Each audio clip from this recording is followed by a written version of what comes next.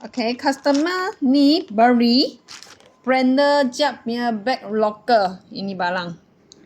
Tetapi dia pulang suruh cari ini macam. Dia mesti suruh hantar salah barang ah. Tengok limpis saja.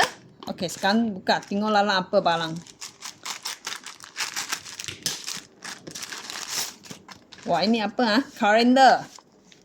Kalender dengan cantik tu barang. Kalender saja loh. Ah.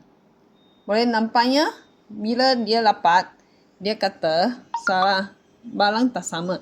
Tapi dalam gambar dia memang ada dapat barang yang dia order. Saya hantar tak salah. Tapi dia pulang hanya ada kalender saja. Nampak tak?